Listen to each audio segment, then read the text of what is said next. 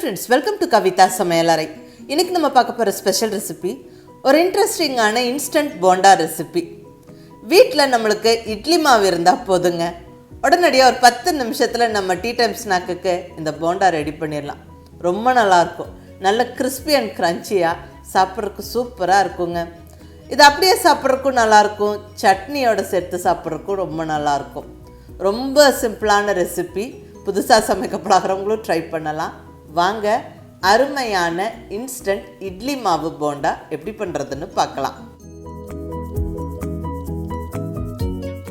போண்டா செய்யறதுக்கு நம்மளுக்கு மெயினாக தேவைப்படுற பொருள் இட்லி மாவு. இங்கே நல்ல ஒரு 6-7 கரண்டி இட்லி மாவை நான் ஒரு கப்பில் எடுத்து வச்சுருக்கேங்க. இது கொஞ்சம் புளிச்ச இட்லி மாவு, அதாவது நேற்று ஆட்டின இட்லி மாவை இன்றைக்கி நான் எடுத்து வச்சுருக்கிறேன். கொஞ்சம் புளிச்சிருக்கு. ஸோ நம்மளுக்கு புளிச்ச இட்லி மாவு தேவை. அதுக்குன்னு மாவு ரொம்ப அதிகம் புளிச்சிருக்கவும் கூடாது. ஸோ இட்லி மாவு இங்கே ரெடிங்க. இது இட்லி தோசை செய்யறதுக்கான பக்குவத்தில் இருக்குது. போண்டா செய்யறதுக்கு மாவு கொஞ்சம் கெட்டியாக இருக்கணும். ஸோ அதுக்கு இப்போ ரெடி பண்ணிடலாம். இங்கே இட்லி மாவில் ஒரு ஃபுல் டேபிள் ஸ்பூன் அளவுக்கு அரிசி மாவு சேர்த்துக்கிறேன். கூடவே ஒரு ஃபுல் டேபிள் ஸ்பூன் அளவுக்கு ரவை சேர்த்துக்கிறேன். உப்புமா செய்யறதுக்கு பயன்படுத்தக்கூடிய வெள்ளை ரவை. நான் இங்கே வறுத்த ரவை சேர்த்துக்கிறேன். நீங்கள் வறுத்த ரவை வறுக்காத ரவை எது வேணாலும் சேர்க்கலாம். நல்லா கலந்து விட்டுறலாம். இந்த ரவை எல்லாம் சேர்க்கறதால மாவு கெட்டியாயிரும். அதாவது ரவை ஊற ஊற மாவு கொஞ்சம் கெட்டிப்பட்டுரும். நல்லா கலந்தாச்சு. இப்போ இதில் மற்ற பொருட்கள் சேர்க்கலாங்க. நல்ல பொடியாக நறுக்குன ஒரு பெரிய வெங்காயம், பொடியாக நறுக்குன 3 பச்சை மிளகாய், பொடியாக நறுக்குன இஞ்சி, அதாவது 1 இன்ச் இஞ்சியை நல்ல தோலை சீவிட்டு பொடியாக நறுக்கி சேர்த்தாச்சு.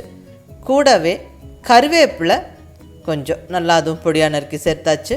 அடுத்ததாக மல்லி இலைகளையும் சேர்த்தாச்சு. இப்போ நல்லா கலந்து விட்டுருவோம். பாருங்கள், இருந்ததை விட மாவு கொஞ்சம் கெட்டிப்பட்டது தெரியுது. இன்னும் ரவை ஊற ஊற இன்னும் கொஞ்சம் மாவு கெட்டியாயிரும். நம்ம போண்டா பொரிச்சு எடுக்கும்போது கரெக்டாக இருக்கும். இப்போ இதில் ஒரு 2 சிட்டிகை அளவுக்கு குக்கிங் சோடா சேர்த்துக்கலாம்.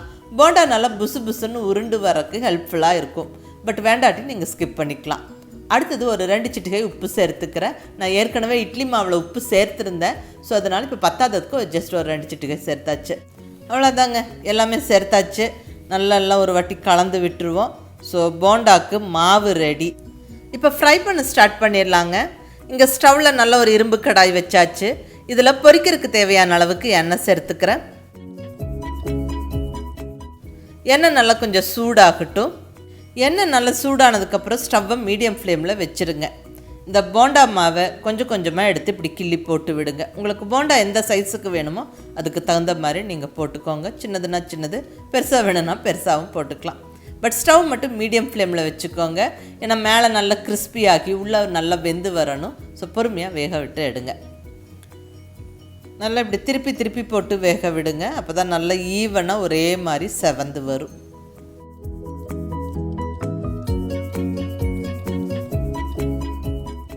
பாருங்கள், போண்டாலாம் நல்லா கிறிஸ்பியாக ஃப்ரை ஆகிடுச்சு. நல்லா அந்த கலரும் வந்துருச்சு. பாருங்கள், நல்லா ஒரு கோல்டன் ப்ரௌன் கலர் வந்தாச்சு. இப்போ நம்ம எண்ணெயிலேருந்து இது வெளியே எடுத்துடலாம். அவ்வளோதாங்க, அருமையான இன்ஸ்டன்ட் போண்டா. அதாவது இட்லி தோசை மாவு வீட்டில் இருந்தால் இது உடனடியாக அடுத்த 10 நிமிஷத்தில் செஞ்சிடலாங்க. ஸோ இமீடியட்டாக ஒரு ஸ்நாக்ஸ் செய்யணும்னு யோசிக்கும் போது இது நல்ல சாய்ஸுங்க. டக்குன்னு நம்ம செஞ்சிடலாம். ரொம்ப ஒரு ஈஸி சிம்பிள் ரெசிபி. குழந்தைங்க பெரியவங்க எல்லாருமே விரும்பி சாப்பிடுவாங்க. இது அப்படியே சாப்பிட்றதுக்கும் ரொம்ப நல்லாயிருக்கும். சட்னிகளோட சேர்த்து சாப்பிட்றதுக்கும் அட்டகாசமாக இருக்குங்க. தேங்காய் சட்னி ரொம்ப நல்ல பொருத்தமாக இருக்கும்.